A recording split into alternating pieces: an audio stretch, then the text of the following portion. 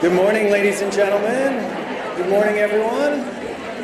Welcome to the University of Findlay and to our Homegrown Habitat event. We're super excited to have you here. My name is Ben Dolan. I am professor of biology here at the University of Findlay. And today we are, of course, exploring the importance of native plant gardening in creating vital habitats that protect biodiversity. So we are thrilled. I'm representing a large group of volunteers who have brought Doug Tallamy here today. So if you wouldn't mind giving me a round of applause for all of those volunteers, I really appreciate that.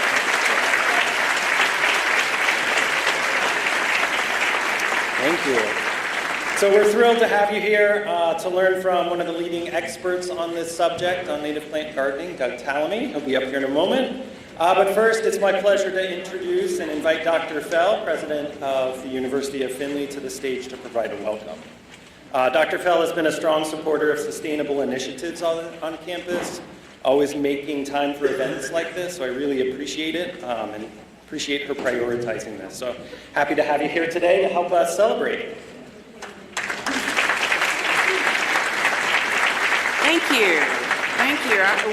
Let me add my honor, my message to you that it is my honor to have all of you here today in celebration of this important topic and this important practice. And those of you who have children and grandchildren who are not yet enrolled at the University of Findlay, I would just say go ahead and give that a little consideration. That'd be really great. But officially, as the president, I do want to welcome you, the Homegrown Habitat, and thank you, Dr. Tallamy, for joining us today. The University of Findlay is pleased and proud to host this event, of course, for Northwest Ohio.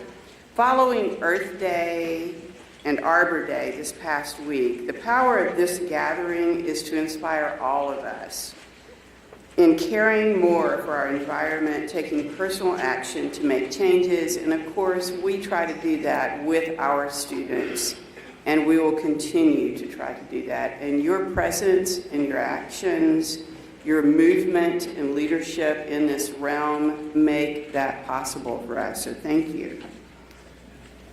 We appreciate Dr. Tallamy's approach to bringing nature home, making it accessible and doable to those of us who are not as immersed in this world that you are, this world of nature and growing plants and understanding the environment to the degree that you do. For the everyday person, this is very important, so thank you for that, Dr. Tallamy. We thank you to the many partner organizations displaying their mission in the atrium for showing us how to get more involved. Please take time to meet them and to volunteer. So many this past year, calling themselves Team Tallamy, have made this event to create a lasting impact. We appreciate all you have done, and that's why not only Ben, who is a great leader on our campus and in this realm, but all of you volunteers received a very enthusiastic round of applause. To light the spark for all of us to be here, we thank the Findlay-Hancock County Community Foundation for their lead grant. Anybody here from the foundation this morning? I'm sure if they're not here, they're out there doing some work or selling some plants or purchasing some plants. But we are so grateful to the Community Foundation and a big supporter of good causes in our community. We also want to thank Hancock Wood Electric Cooperative and Visit Findlay for their funding that completes today's activities. So thank you to those two great organizations as well. Doug Tallamy, thank you again for including us in your busy schedule and for making Homegrown Habitat a success. Thank you. Welcome.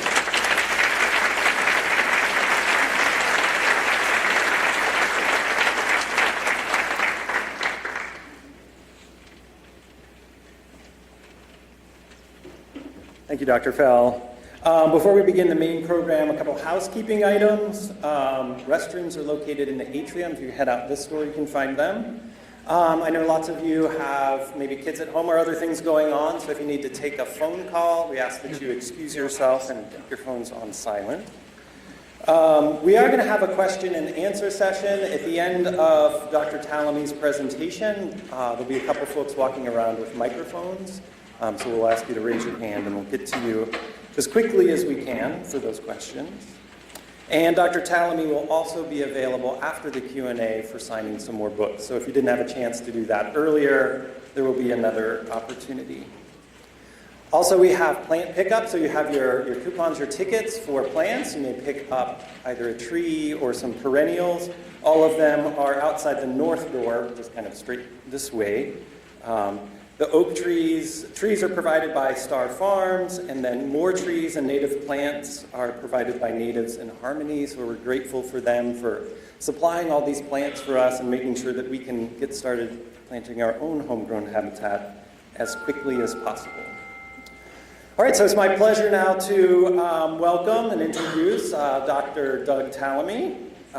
He is our keynote speaker, and I'm sure that is why you're here today. Dr. Tallamy, as you may know, is a professor at the University of Delaware. He has written over 100 research articles, journal articles, and authored 4 books. I imagine all of them are in this room, many copies. And of course, you know the topic of restoring native plant habitats as well. So he's also received numerous awards for his work, so national and international awards from folks like the Garden Raiders Association, Audubon, the National Wildlife Federation, Garden Club of America, among many others. His groundbreaking research in entomology and wildlife biology highlights how native plants support biodiverse ecosystems that sustain local wildlife. So we're grateful for him for promoting this and coming here to speak today. So please join me in giving a warm welcome to Dr. Doug Tallamy.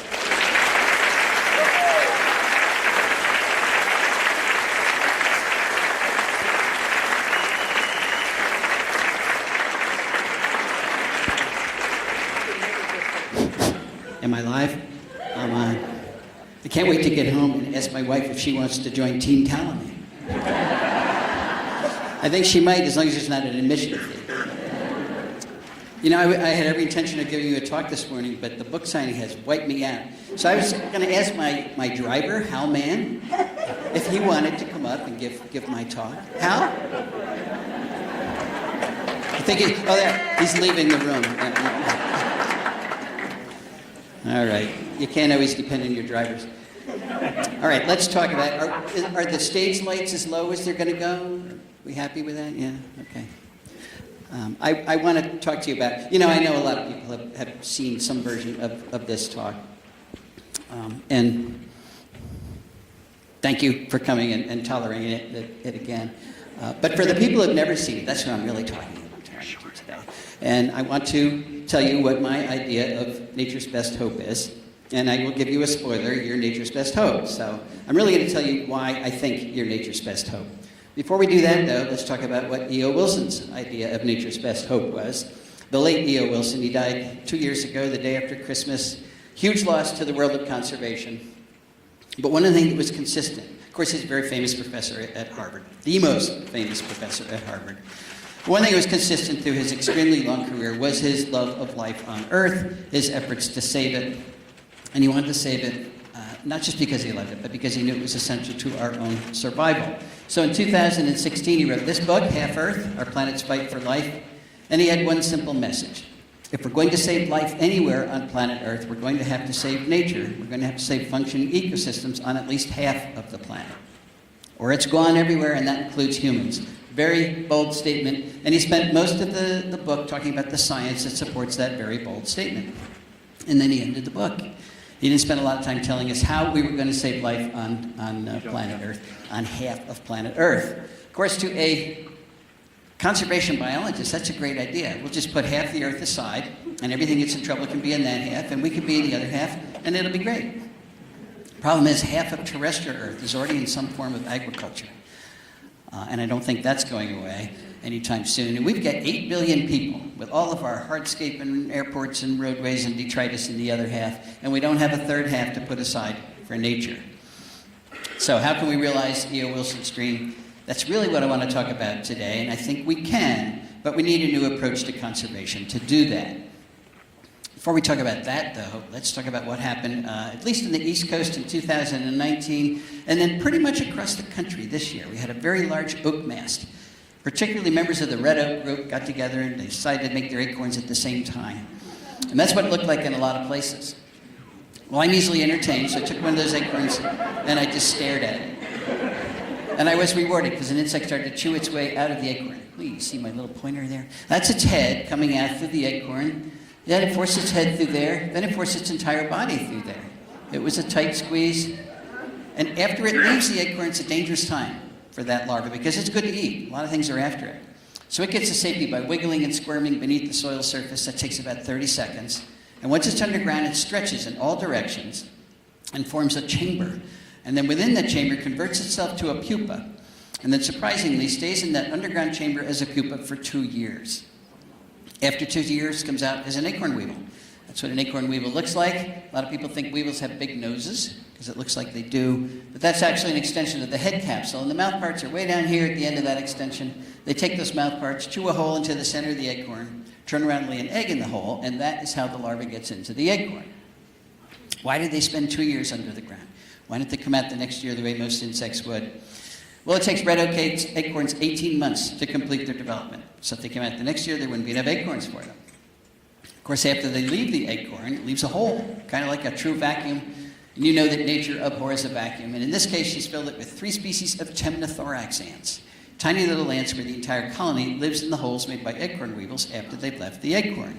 And if scouts find a new hole in a new acorn, they get all excited because their old acorn's falling apart. So I tell everybody it's time to move the colony. Grab the larvae, grab the eggs, move the entire colony into the new acorn. That takes about 30 minutes. And once they're inside, they post a guard here, make sure nobody else comes in. And that's where they live for the next 2 years until this acorn falls apart. What's my point with this little story? Well, that's just one of literally millions of very specialized interactions, largely between animals and plants that comprise the bulk of nature. This is another one, the relationship between jays and acorns. Jays are the primary disperser of oak acorns. They'll take an acorn, they'll fly up to a mile, some people say 1.5 miles, from the parent tree, then they tap that acorn beneath the soil surface, and the object is they're going to go back in the wintertime and have something to eat. But for every 4 acorns they bury, they only remember where one is. So for every 4 acorns they bury, they've actually planted 3 oak trees. And a single jay can bury 4,500 acorns every fall. Specialized interaction between pileated woodpeckers and carpenter ants. That's what pileated woodpeckers rear their young on, carpenter ants. So you won't have pileated woodpeckers unless you have a lot of carpenter ants, and you won't have a lot of carpenter ants unless you have the big trees that make those carpenter ants. You won't have this bee, Andrena facilii, unless you have Facilia. That is the only pollen that bee can rear its young on. And it turns out pollen specialization is very common in our native bees. We've had between 3,600 and 4,000 species of native bees, and over 1/3 of them can only reproduce on the pollen of particular plants. You won't have the Baltimore checker spot unless you have white turtlehead. I could talk all morning, all day, all week, all year about nature-specialized relationships. But the point I want to make this morning is that many, actually most of these relationships, nature itself these days is on the ropes. And it's on the ropes because we didn't take Teddy Roosevelt's advice. Way back in 1908, Teddy heard that the state of Arizona was going to mine the Grand Canyon. So he went to the canyon, looked out over the edge, and he said, "Leave it as it is." And with those 5 words, he started the process of creating the Grand Canyon National Park. Well, we didn't leave most of the country, particularly the lower 48 states, as they were. There's only about 5% that's anything close to its original pristine ecological condition, and those are typically mountaintops. And that's because we've logged the country repeatedly, we have tilled it, we have drained it, we have grazed it. We've got 770 million acres of rangeland in this country. That's 4.5 times the size of Texas, dedicated to cattle. And of course, we paved it or otherwise developed it.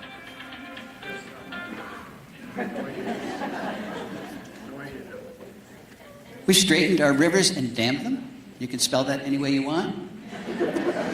We polluted our skies and changed our climate for centuries to come. We've drained our aquifers. We've introduced more than 3,300 species of plants from other continents, many of which are running amok in our natural areas. In short, we've carved up those natural areas into tiny remnants of their former selves. And each one of those remnants is too small and too isolated to sustain the amount of nature that we humans need. Because remember, it is nature that keeps us alive on this planet. Edwin White Teal, decades ago, said we cannot make the world uninhabitable for other forms of life and have it habitable for ourselves. For some reason, I mean, this is just such common sense, but for some reason, we can't seem to get that. So why have we done this? I don't know. But I suspect we thought that our nest, planet Earth, was so large we could foul it forever and there wouldn't be any consequences. But of course, we were wrong about that, and that's why we're seeing some scary headlines these days, like the insect apocalypse is here. What does it mean for the rest of life on Earth? Talking about global insect decline. Followed by this one, North America's lost 3 billion breeding birds. 3 billion breeding birds in the last 50 years. That's a third of our North American bird population, already gone. Now, the UN is predicting we're going to lose 1 million species to extinction in the next 20 years. It's a prediction. Hasn't happened yet, but it's a prediction we have to make sure it does not happen, does not come to pass, because these are the species that keep us alive on this planet. This is serious stuff. So I could go on talking about the pox that we humans have delivered upon the environment, and as Shakespeare would say, upon all of our houses. And that's not what this talks about. This talks about a cure for that pox. It's a cure that'll take small efforts from lots of people, people like you and me. But those efforts will deliver enormous physical, psychological, and environmental benefits to everybody. Let's return briefly to this headline, the insect apocalypse is here. What does it mean for the rest of life on Earth? Well, back to E.O. Wilson. He told us exactly what would happen if insects disappeared from the planet, and he did it way back in 1987 with this paper, The Little Things That Run the World. And again, his message was very clear. Life as we know it depends on insects. And if they were to disappear, so would most of our flowering plants. And if most of our flowering plants went extinct, that would so drastically change energy flow through our terrestrial ecosystems that the food webs that support our vertebrate animals would collapse. Our amphibians, our reptiles, our birds, our mammals, they'd all disappear. The biosphere, the living portion of the Earth, would rot because we would have lost insect decomposers that rapidly turn over nutrients, and all we would have is bacteria and fungi. And again, humans wouldn't survive any of those drastic changes. There is good news, and that is that none of that has to happen. We can save our insects, we can save our birds, we can save nature itself, but we're going to have to change the way we landscape to do it.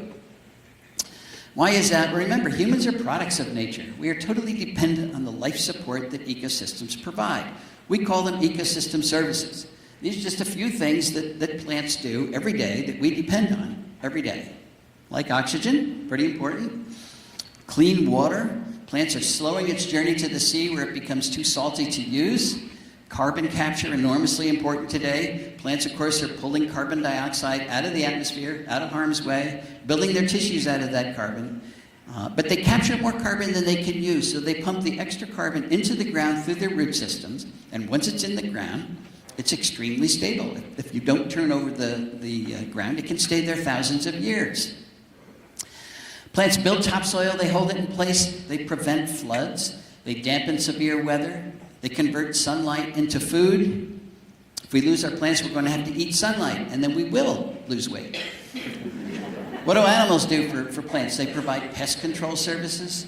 They pollinate nearly 90% of our flowering plants. They disperse plant seeds. So designing landscapes like that destroy the production of ecosystem services is just not a good idea.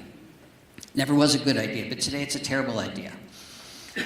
Because of those 8 billion people that are demanding more and more ecosystem services every day. Now, we do have parks and we have preserves, and they're doing the best they can, but we're in the 6th great extinction event the planet has ever experienced, so it's obviously not good enough. I think the solution is pretty straightforward. We now need to practice conservation outside of parks and preserves, on landscapes just like that. There have been visionaries through the ages who have recognized that we humans needed to work on our relationship with planet Earth, and Aldo Leopold was one of the most eloquent. He wrote extensively in the first half of the 1900s. One of the things he said is the oldest task in human history is to live in a piece of land without spoiling it. Now, there have been indigenous groups that have been able to do that for long periods, but our huge Western societies and our huge Asian societies are terrible at doing that. We habitually take more from the earth than it has to offer, completely wrecking an area, going to another area doing the same thing, not sustainable behavior. But Aldo Leopold had a lot of faith in humans. He believed we were capable of developing what he called a land ethic. He knew we had to use the land. We had to farm and lumber and graze and mine and do all of those things. But he believed we could learn to do them gently enough that we did not destroy local ecosystems. That's what he called the land ethic, and he wrote about it in the Sand County Almanac. What he did not write about was developing a land ethic where we actually lived. And I'm not sure why that was, but I suspect the notion that humans and nature cannot live together. We cannot coexist in the same place at the same time. That notion was so deeply embedded in the culture of Aldo Leopold's day, still embedded in our own culture, that he may not have recognized it as an option. What I want to argue this morning, though, is that not only is living with nature an option, it is now the only viable option that's left to us. In the past, of course, conservationists worked pretty much exclusively where there weren't a lot of people. We now need to turn that on its head and practice conservation where there are a lot of people, because that's pretty much everywhere. And that means we've got to find ways for nature to thrive in human-dominated landscapes. Not hang on by a thread, but thrive. Where should we start? Well, back to private property. Most of the country is privately owned. 78% of the lower 48 states is privately owned. 85.6% east of the Mississippi is privately owned. If we don't practice conservation on private property, we're going to fail. And failure, by the way, is not an option. So when I use the word conservation, I'm not using it exactly the way I mean. We do want to conserve any bits of nature that are left out there. That's been our conservation model for the last century, and we want to keep doing that. But of course, every day there's less and less left.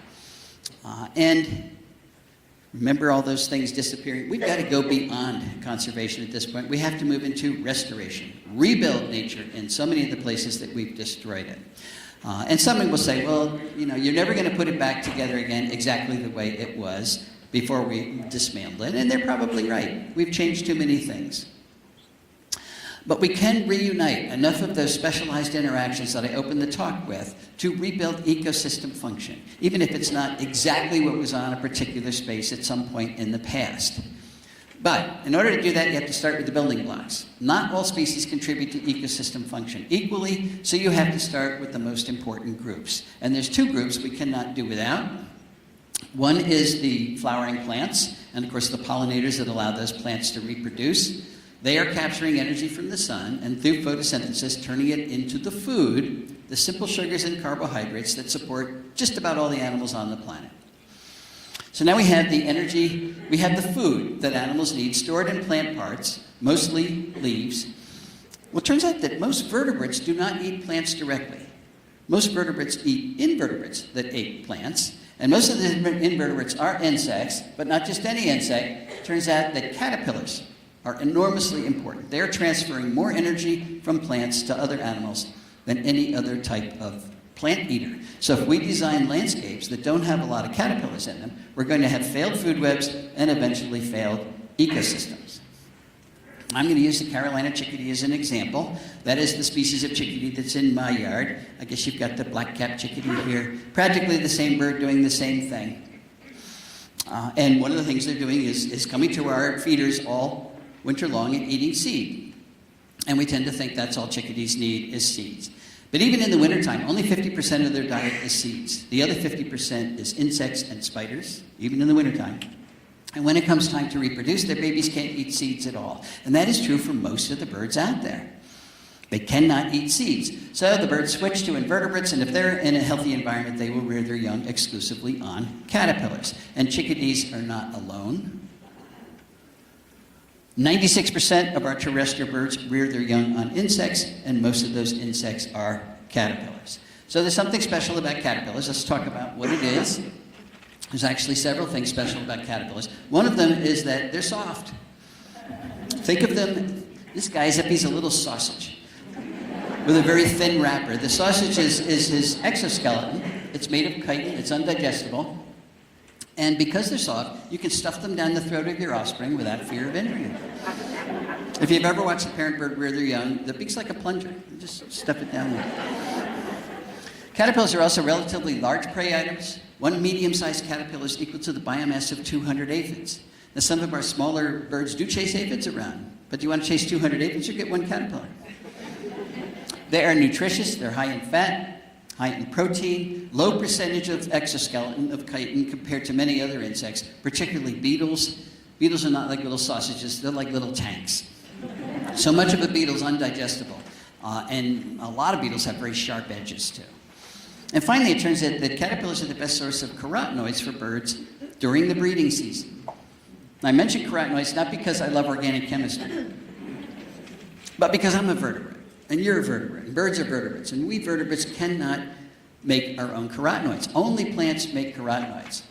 So we have to get our carotenoids from plants, and we have to get them from plants because carotenoids are essential components of vertebrate diets. Where are the birds getting their carotenoids from, particularly during the breeding season? From those prey items that they bring back to the nest, but look, carotenoid content is not equally distributed among bird prey. These first two bars over here are types of caterpillars. They have far more carotenoids than other types of bird prey. Here are the adult caterpillars here, the moths and butterflies themselves. They have far fewer carotenoids because they're not eating the green leaves. That's where the carotenoids are. And here's the earthworm way over here. So the early bird gets the worm, but he doesn't get any carotenoids when he gets the worm. And there's a direct correlation between the frequency with which the prey item is brought back to the nest and the carotenoid content of that prey item. Caterpillars are brought back more than anything else, and they have the highest carotenoid content, followed by orthopterids, things like crickets and grasshoppers and katydids, and then everybody else is nestled down here. So those studies are suggesting very convincingly that caterpillars are not optional parts of bird diets. They are essential parts of most bird diets. So let's just say most birds need caterpillars. The next question is, how many do they need? Is 1 or 2 enough? 1 or 2 a day enough? It's a good question, so let's go back to Carolina chickadee. There's a lot of data on Carolina chickadee. How many caterpillars does it take to make a nest of Carolina chickadees? 1 or 2 is not enough.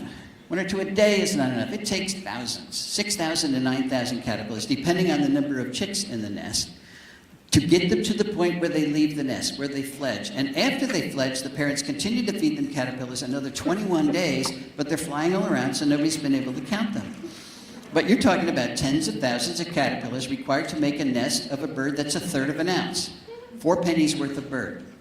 And if you want chickadees to breed in your yard, you've got to have all those caterpillars in your yard, because they only forage about 50 meters from the nest, and that's true for most birds. They're foraging very close to the nest. They're not flying 5 miles down the road to the nearest woodlot. And if we landscape in a way that does not include all those caterpillars, that's called insect decline. And it's really looking like insect decline is one of the major reasons that we are measuring bird declines out there. We went to the original data set of Rosenberg et al. That's the Smithsonian group that said we've lost 3 billion breeding birds in the last 50 years. And we divided the terrestrial bird species into 2 groups. The species that require insects, particularly when they're breeding, and the species that do not require insects when they're breeding. So things like doves and finches and crossbills can actually make a little milk out of the seeds that they eat. And they don't need insects. And look, they didn't lose any numbers at all in the last 50 years. But the birds that require insects lost on average 10 million individuals per species. That doesn't prove cause and effect, but it does suggest that as you take bird food away, you lose the birds. It's not just big little birds that need caterpillars. This is a kestrel eating a white-lined sphinx moth. It's not just birds. This is an ornate box turtle. I don't know if they get this far east, but farther in the Midwest, they used to be really common. They used to be all over the place. They would chase armyworm and cutworm populations around and eat hundreds of caterpillars a day. So we need to raise the bar about what we're asking our landscapes to do. In the past, we've asked them to do one thing: be pretty. Now we're going to ask them to do 2 things: be pretty and ecologically functional at the same time. That is our challenge. And they're not going to be ecologically functional unless we put those caterpillars back. So how do you add caterpillars to a landscape? Well, you add the plants that support those caterpillars. Seems pretty straightforward, but there is a catch, and that is that most plants do not support a lot of caterpillars. So we have to be fussy about it. We have to be fussy about which plants we choose for our yards, and we have to be fussy about it because caterpillars themselves are fussy about it. And the monarch butterfly illustrates that perfectly. You can have all the Bradford pear, Callery pear, all the privet, all the ginkgos, all the hostas, all the burning bush, all the barberry, all the porcelain berry, all the things we typically landscape with. on your yard, and you won't make a single monarch butterfly. The only thing that's going to make a monarch butterfly is one of the milkweeds. That is called host plant specialization, and it turns out that most of the insects that eat plants are host plant specialists. They can only eat particular plants. Why is that? Well, plants have made them specialize. Plants don't want to be eaten. They want to capture the energy from the sun and use it for their own growth and reproduction, so they've loaded their tissues with nasty-tasting secondary metabolic compounds, nasty-tasting chemicals that make those tissues either bitter or downright toxic. And it's a really effective defense that keeps most of the insects of the world from eating most of the plants of the world, which is why it's green out there in the summertime. It's not because there are no insects out there that want to eat those plants. It's because most of the insects that are out there cannot eat most of the plants. They are too well protected. There's a reason it's hard to get our kids to eat their vegetables. They inherently know they're toxic. But we do know that insects eat plants, so how do they do that? Well, this is where the specialization comes in. 90% of the insects that eat plants are host plant specialists. They can only eat the plants for which they have adaptations that allow them to get around those chemical defenses. Specialized enzymes that store and excrete and detoxify those compounds, behavioral adaptations and life history adaptations that minimize the insect's exposure to those compounds. But that takes a long period of interacting with those plant lineages for all those adaptations to fall into place. And once they do, the insect is locked into eating that particular plant. So if you take the milkweeds out of your yard and replace them with hostas, the monarch's not going to start to make a living on hostas. It's locked into eating milkweeds, and it has two choices: fly away and find milkweed someplace else, or starve to death. Turns out there's three kinds of plants out there: plants that actually contribute energy to local food webs, plants that do not contribute energy to local food webs, and plants that remove energy from local food webs. The very best contributor in 84% of the counties in which they occur is one of our oaks. They are contributing more energy to local food webs than any other plant genus by far. Good example of a non-contributor would be a ginkgo.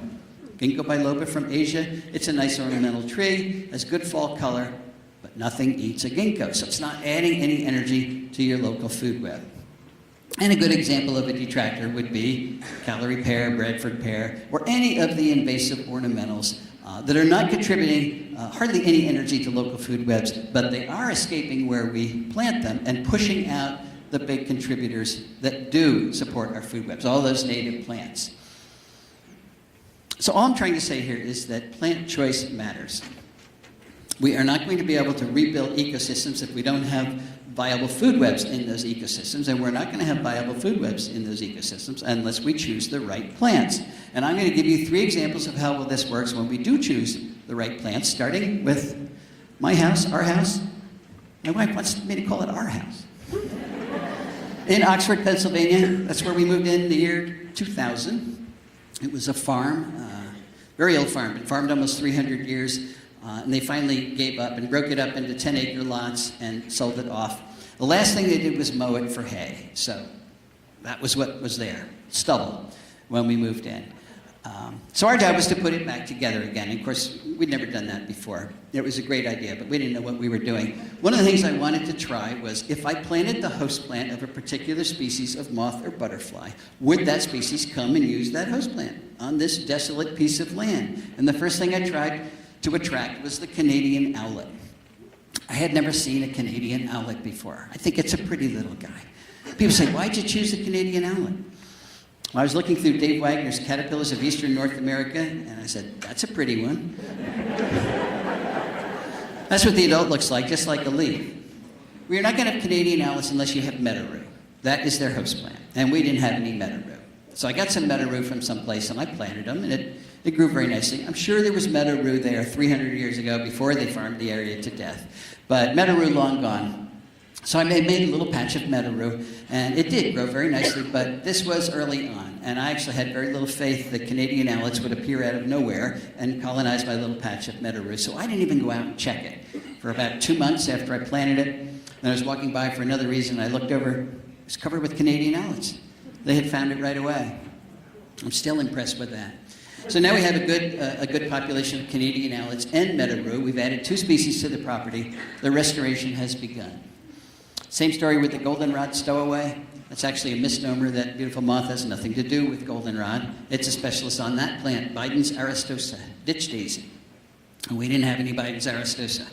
But I did know where there was a Biden's population in a power line cut about 14 miles away. So I went and got some seeds. I planted them. They grew very nicely. As a matter of fact, last year they took over my front yard. That's okay. So I had to wait a year for the goldenrod stowaway to find my patch of Bidens, but they did, and now we've got a good population of them. So now we've added 4 species to the property. I wanted to see if I could attract the hackberry emperor to our property, not because it's the most beautiful butterfly in the world, but because it belongs there. It's one of the species that ought to be on our property, but as its name suggests, it's a specialist on hackberry. On Celtis, we didn't have any hackberry. So I got some hackberry trees, planted them. I had to wait 4 years for the hackberry emperor to find my hackberry, but they did. Now we've got them, so we've added 6 species to the property, and that is how the restoration proceeded. I did not plant goldenrod, came in on its own, and along with it came many of the things that use goldenrod, like the beautiful brown-hooded owlet, the Arcigera flower moth, the goldenrod leaf miner, the distinct Sparaginothus, the goldenrod gall moth. There are 110 species of moths that use goldenrod in the mid-Atlantic states. Very important plant. I planted Virginia creeper. Yes, Virginia creeper. I hear some of you don't like it. But I don't know why. It's a great native plant. It's got good fall color. It's a good ground cover. It can climb our trees without girdling them, without pulling them down. It makes valuable berries for the birds in the fall. And by valuable, I mean they're high in fat. Our migrating birds need sources of fat to fuel that migration, and our overwintering birds need sources of fat to get them through the winter. And those berries come from tiny little inconspicuous flowers. You don't even know when Virginia creeper's in bloom until you see this big cloud of native bees around it. It's a wonderful pollinator plant. So remember, when you're making a pollinator garden, you're making it for the pollinators. If it's not big and showy for you, that's okay. I planted Virginia creeper because it's the best host plant to support the large sphinx moths that are a primary component of cardinal diets. Things like the Pandora sphinx and its beautiful adult, the lettered sphinx, the hog sphinx, the abbot sphinx, all on Virginia creeper. Want to see if I get the double-toothed prominent to make a living at our house, just because it's such a cool-looking caterpillar. Even if you don't like caterpillars, you got to like that guy. It looks like a stegosaurus. Well, it's a specialist on elm, primarily American elm. Of course, we didn't have any American elm. We lost that decades ago to the Dutch elm disease. But 2 big American elms at the University of Delaware, actually there's 3, I found another one the other day, that didn't die. And every year they make a lot of seed. So the second year after we moved in, I gathered up some of that seed from the gutter. Native gardening doesn't have to be expensive. And I planted it. They germinate in 6 days. They grow very quickly. Today, those trees on my property are over 80 feet tall.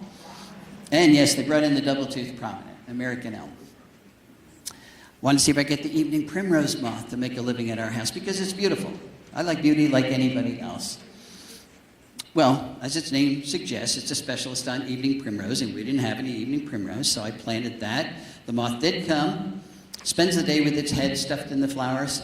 Sometimes it's crowded in there, but it's always very cute. And I planted lots of oak trees. Now, these are just examples of the plant lineages we put back on our property, but I want to focus on oaks for a while because they are such important plants. That's the Bedford oak in Bedford, New York, Martha Stewart land. People argue about whether it's 400 years old or 500 years old. It's enormous. And I hear people say, I don't want to plant an oak because I won't live long enough to enjoy it. And if you can only enjoy your oak when it's 400 years old, you're right. But if you can enjoy what your oak is contributing to your local food web, you can enjoy it right away. And I can say that with confidence because I planted most of my oaks as acorns, which means they were free. There's a theme here, get them out of the gutter. Or 2-foot bare root webs, which means they cost $1.50 each. And immediately, they started to call in the moths that create the caterpillars that run the food web at my house. Things like the solitary oak leaf miner, Juvenil's dusky wing, the yellow-shouldered moth, Suzuki's promolactus, the red-washed caterpillar, the yellow-vested moth, the orange-tufted oneida, the spiny oak caterpillar, the 2-spotted oak punky, the variable oak leaf caterpillar, the red-humped oakworm, the pink-striped oakworm, the hesitant dagger moth, the lesser oak dagger moth, the medium dagger moth, the greater oak dagger moth, the streaked dagger moth, the afflicted dagger moth, the crowned ugulatrix, the orange-patched smoky wing, the white-blotched heterocampa, the oblique heterocampa, the red-line panapoda, the laugher, and literally hundreds more species of moths have come to the oaks on our property, and look, they come right away. Yeah.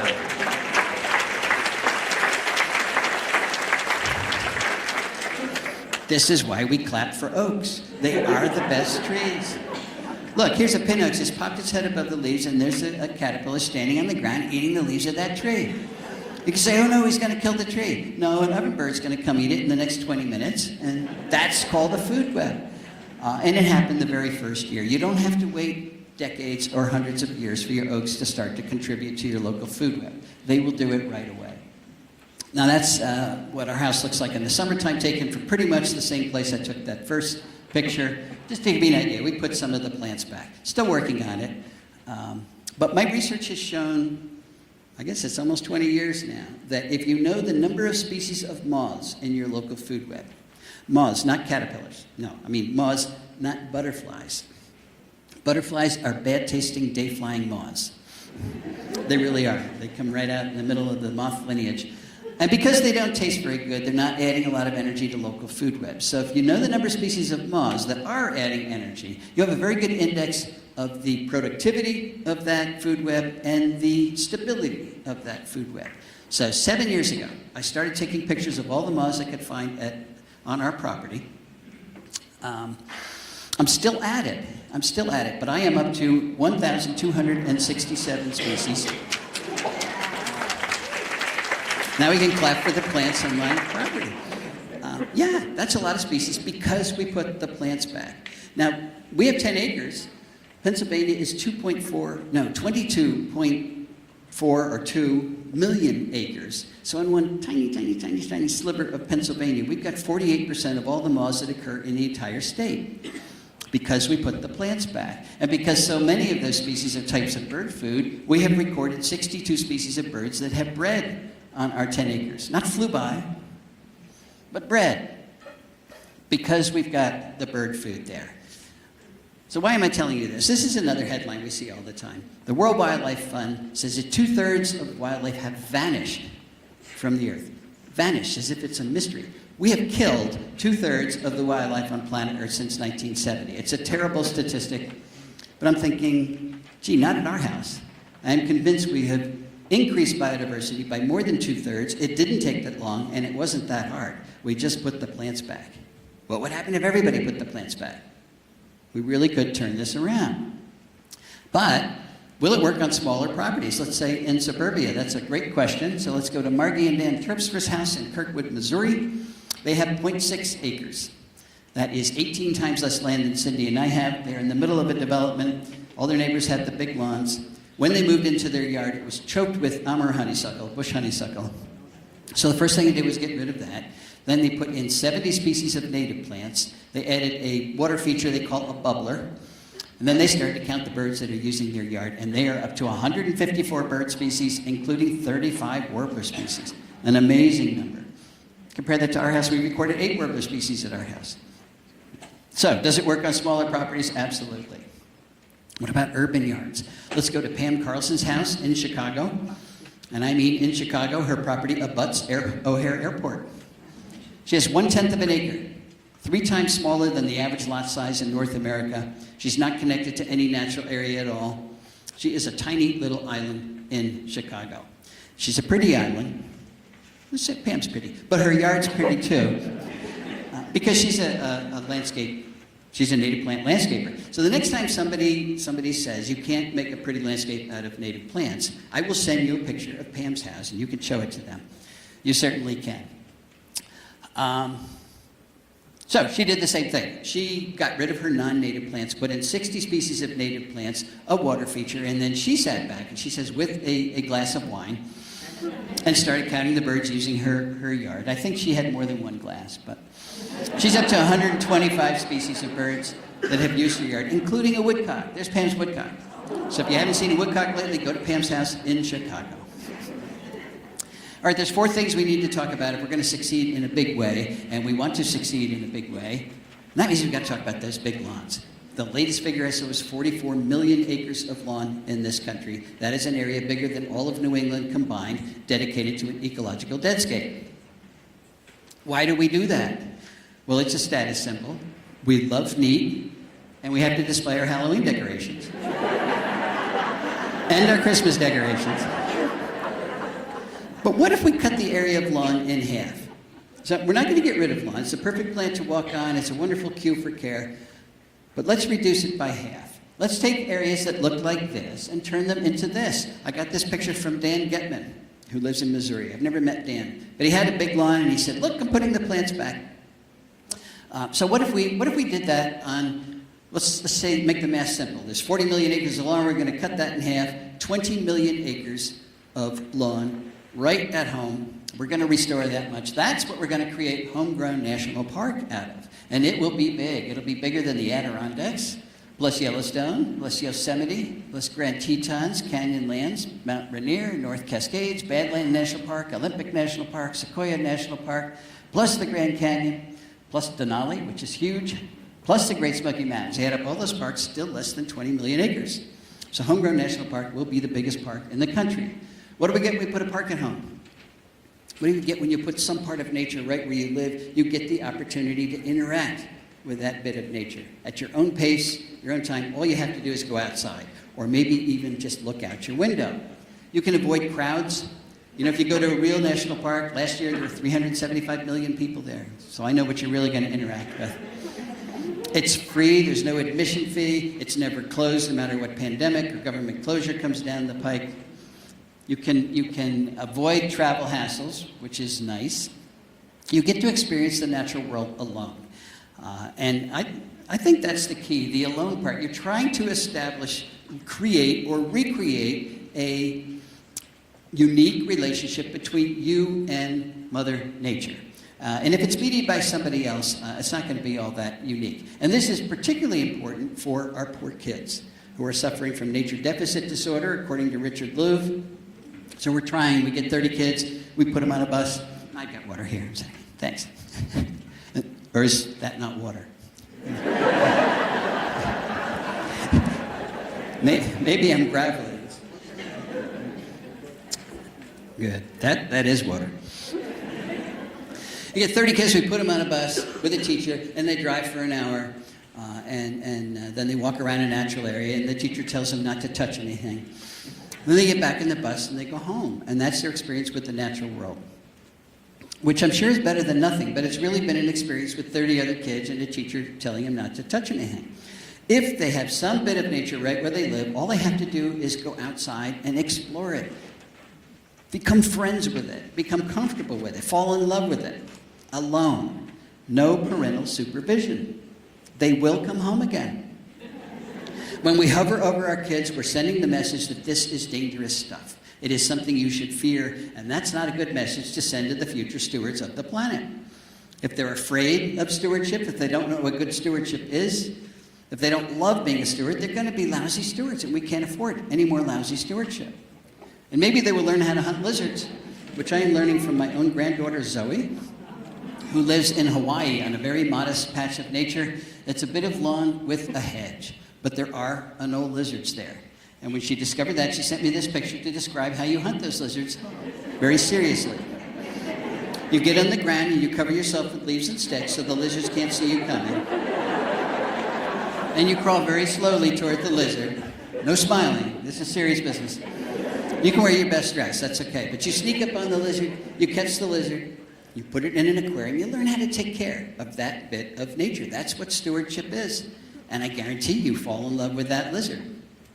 And I don't think Zoe's going to be crawling on the ground in her best dress catching lizards the rest of her life. I don't think. Who knows? But I guarantee she's going to remember interacting with that little bit of nature for the rest of her life. And I guarantee it's going to help her be a good steward of the planet. And if you want to join Homegrown National Park, you can do it. It is a real thing. Homegrownnationalpark.org, a small little nonprofit.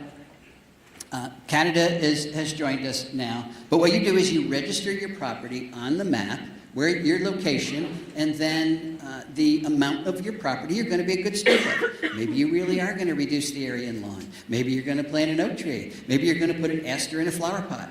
Doesn't matter how modest it is. And then you're going to record that area in the database, and your little piece of your county will light up with a firefly. Firefly. That's our little motto there.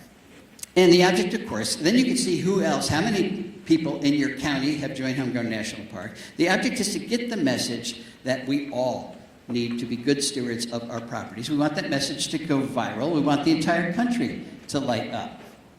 What's our mission? It's to motivate millions of people to regenerate biodiversity in two ways: by planting the natives that support it, by removing the non-native invasive species that do not support it. And when we do that, we're going to build a community that is a culture that is sympathetic to the needs of conservation. We absolutely need to do that. There are very important ecological products associated with Homegrown National Park, and you know, one of the most important is a significant increase in biodiversity. And what's happened at our house in Pennsylvania just shows how resilient nature is. You put the plants back, it will rebuild itself. Measurable reduction in invasive species. Remember, the country's 78% privately owned, 85% east of the Mississippi. If everybody got rid of the invasive plants just on their property, we'd be 78% done, 85% done in the east. That's a good first step. Significant drawdown of atmospheric CO2. Lawn is the worst plant for sequestering carbon. If you replace it with anything else, you're going to pull more carbon out of the atmosphere and lock it up in the ground, in the soil, and then help climate change. And you're also going to start to create viable habitat outside of parks and preserves. Every bit of conservation we do outside of a park helps conservation inside of a park.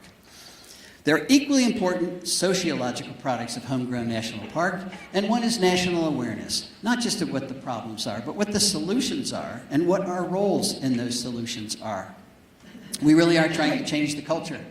We want people to recognize that nature's not optional. It's not just there for our entertainment. It's essential. It's essential to everybody, whether you like nature or not. You absolutely need it. And I think that means everybody has a responsibility to help sustain it. We want to convert hope into action. Hope is good, but action's even better. And we want to merge existing national conservation organizations like Wild Ones, like National Wildlife Federation, like Audubon, like Sierra Club, like all the Land Conservancy out there. They're doing wonderful conservation on private property, but nobody's recording it in a unified way, and that's what our biodiversity map would do. Remember the 30 by 30 initiative, the UN's initiative. We're going to save 30% of the planet by 2030, 30% of the US by 2030. And it's not going to happen if we don't record conservation on private property. So the map can do that. It's free. Homegrown National Park is free. We are not trying to pull members, compete with other organizations. We want the members of those organizations just to record what they're doing on the map. Okay, so we're going to shrink the lawn. What plants should we put in the area that was once lawn? I'm going to suggest that some of them have to be what I call keystone species. Remember what a keystone is? It's a stone in the middle of the Roman arch. And if you take it out of the arch collapses.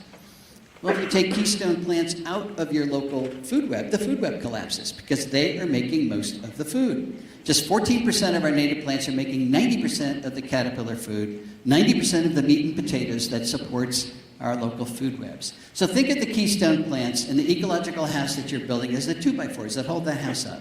They are essential. They're the support system. You can't build a house out of wallpaper, and that's what we've been trying to do for the last century. What's the best keystone plant? Again, in 84% of the counties in which it occurs, it's one of the oaks. In the mid-Atlantic states where I live, they support 557 species of caterpillars. Compare that to tulip trees. Good plants, good trees, tallest, straightest tree in the forest, they support 21. So there's a huge difference among our native plants. Oaks support more than 950 species nationwide. No other plant genus comes close to that. If you want to know what the best plants are where you live, you go to Native Plant Finder, the National Wildlife Federation website, put in your zip code, and the rank list of the most important woody plant genera and herbaceous plant genera, ranked in terms of the number of caterpillars they support, will pop up for your county, because this changes as you move around the country. That's just a representative list. It's really much bigger than that when you go to the site. So the old excuse that I don't know what to plant, that's just an excuse now. Go to Native Plant Finder, you do know what to plant. All right, we're going to shrink the lawn, we're going to use keystone plants, we're going to invite a lot of insects to our yard, and then we're going to kill them with our security light. Which is not the goal. It turns out that light pollution is one of the major causes of insect declines around the country.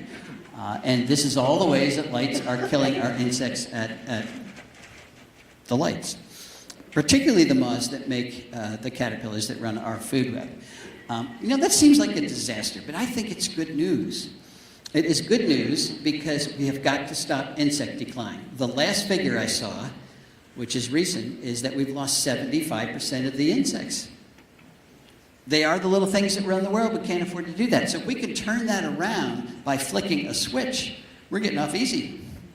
There are a lot of switches to flick, but there's a lot of us to flick those switches. Now, somebody's going to say, well, I can't turn the light out over my barn, or over my garage, or over my front porch, because the bad man will come. All right, put a motion sensor on it, so it only turns on when the bad man does come. And the first thing you notice is the bad man does not come very often. And if you don't want to do that, take the white bulb out of your security bulb and put in a yellow bulb, because yellow wavelengths do not attract nocturnal insects. Out of all the major environmental problems we have, this is the easiest one to solve. If we were to switch out our white bulbs for yellow bulbs overnight, we would save millions of dollars. No. We'd save millions of dollars if we used LEDs, but we'd also save millions of insects. So easy fix there. We're going to shrink the lawn. We're going to use keystone plants. We're going to modify our light systems. Then we're going to invite one of the mosquito foggers to come kill all our insects. Booming business around the country. Everybody wants their mosquito fogger. And they say it's okay because what we're fogging is a natural organic product. And it is. It is pyrethroids that come from chrysanthemums. Natural and organic. Just like cyanide, which is natural and organic. Ricin, which is natural and organic. Nicotine. There's a lot of things that aren't so warm and fuzzy that are natural and organic. They also say it only kills mosquitoes. And I wish they were right about that. But no, it kills all the insects it comes in contact with, including our beloved monarch, which is now the second smallest population in history that we know about. This was a result of a mosquito fogging event on Kent Island in the Chesapeake a few years ago. My friend happened to be there and he picked up a handful of dead monarchs, but he said there were thousands on the ground because it was the middle of a migration event. It also kills all the pollinators that we're trying to save. The interesting thing, the ironic thing is, it does not control mosquitoes. We are doing this for nothing. Actually, they charge you to do it for nothing. Why doesn't it control mosquitoes? It's very hard to control mosquitoes in the adult stage. You have to kill 90% of them to get good control. These guys kill between 10 and 50%. That's why they have to keep coming back and back and back, killing your monarchs and bees all over again.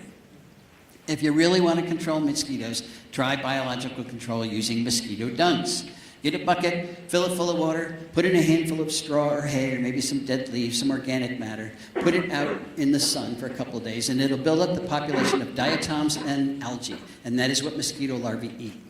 So that becomes an irresistible brew to any female mosquito that wants to lay her eggs in your yard. She will preferentially lay her eggs in your bucket. Then you go to the hardware store and you buy a sheet of mosquito dunks. That's Bacillus thuringiensis, a natural bacterium that only kills aquatic diptera, and the only aquatic diptera in your bucket is a mosquito larva. $12 for a season's worth of control. So it's targeted, it's cheap, and it's effective if everybody does it. But guess what? This is effective too. Get a fan, put it on your picnic table, turn it on, and then sit in the directed breeze. The mosquitoes do not fly into that breeze. You can have your nice cocktail in the afternoon without killing anything. Fourth thing we need to do is to landscape in a way, particularly under our trees, that allows our caterpillars to complete their development. Now, we're just starting to think about this, but it turns out it's a big problem. This is an example. I live in Chester County, Pennsylvania, where oaks support 511 species of caterpillars. A few of them, like the polyphemus moth, complete their development on the tree. The caterpillar eats the leaves, then it spins a cocoon and hangs from one of the branches, then it emerges as an adult, then it does it all over again. I wish everything did that, but most species don't. 94% of the species finish growing as caterpillars on the tree, then they drop from the tree and wiggle their way beneath the soil, pupate underground, or they spin a cocoon in the leaf litter that's under the tree. And that is the problem. There is no leaf litter under the tree. We don't tolerate it. It's messy. And we mow and compact our areas under our trees with our mowers, and we walk under there so that it's rock hard, particularly in the summertime, so those caterpillars cannot get underground. I am convinced that, and these are oaks here, that becomes an ecological trap. It's calling in the moths, they lay their eggs, caterpillars develop, they drop down and die. And I'm convinced this is another major cause of insect declines around the country, the way we landscape or don't landscape under our trees. And of course, the cement landscape is not the answer either. This is what most people do. They've got a tree in their yard, and I've got a grad student, Emma Jonas, right now, who's measuring how well caterpillars do in a situation like that, but I guarantee they're going to do better in a layered landscape like this. That's soft landing. The caterpillars fall down. The important thing is the ground is not compacted. Nobody's mowing it. Nobody's walking under it. There's plenty of leaf litter under there. Much higher survivorship. This is where you can do your fancy spring ephemeral gardening. This is how you shrink the lawn. Put beds around all the trees in your yard, and all of a sudden you've got less lawn. Use your native ground covers liberally. Things like wild ginger, that's native pachysandra. There's the Virginia creeper as a good ground cover. Golden seal, mayapple, foam flower, ferns. If you can see the ground, you don't have enough plants. Green mulch is the way to go. Your trees will love it, and so will those caterpillars. Okay, former grad student Desiree Narango did some wonderful work in the suburbs of Washington, D.C., and her results suggest that there is room for compromise in our plant choice. Yes, compromise, believe it or not. And now I am going to take a drink.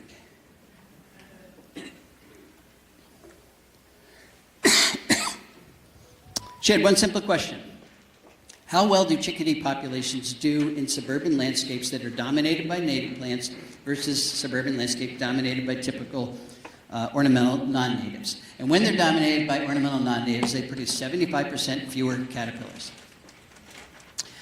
So right away, you reduce the amount of bird food by 75%. They were 60% less likely to have breeding birds at all. So everybody had a nest box up in their yards, but the chickadees would come and look around and say, there's not enough food here. We're not even going to try to reproduce.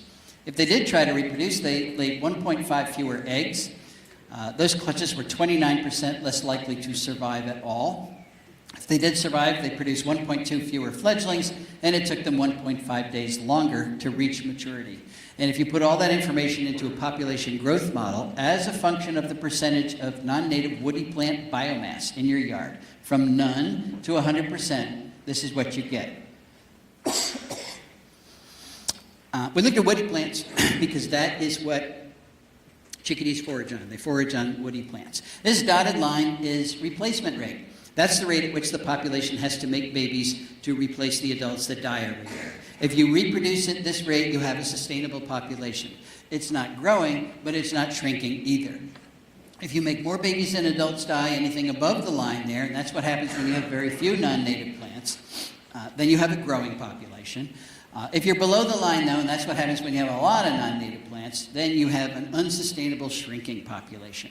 So right here is where those lines intersect, very liberally speaking, which suggests you can have up to 30% of your woody plant biomass non-native without destroying the local food web. Now we can't tolerate any invasives. No privet, no burning bush, no buckthorn, because they're ecological tumors. They just keep growing. But there's a lot of ornamentals that are not invasive. They don't move around. Remember Dan Getman? That's a ginkgo tree. Did you pick that up the first time? Why does Dan have a ginkgo in his native planting?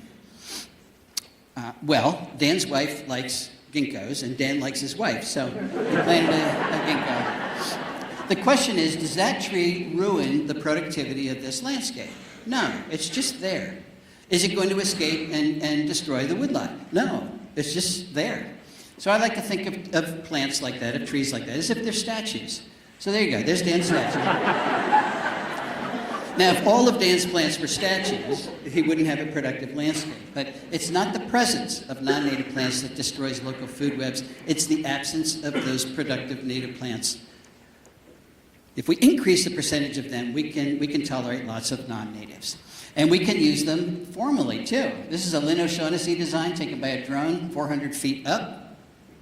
You don't get more formal than that, and every plant in that landscape is a native plant. Formality is a function of the design, not the plants in the design. Our native plants are used in formal designs in Europe all the time, and they love them over there. If Europeans can love our native plants, maybe we can too. Can we get a pollinator garden into a typical suburban yard like this without offending anybody?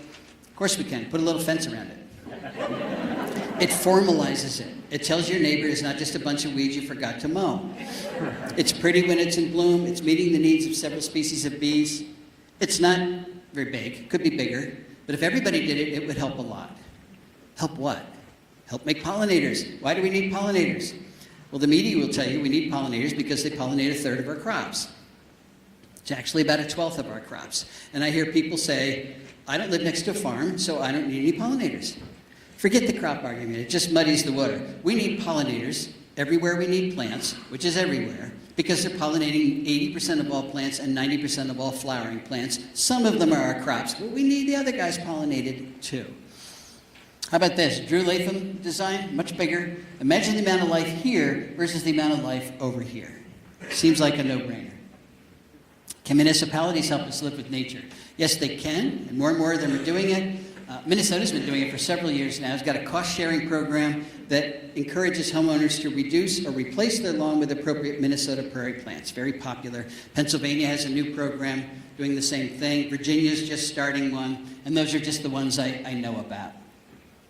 There's an island off of Florida, I think it's Marco Island, where they're paying residents to allow burrowing owls, listed species, to burrow in the front yard.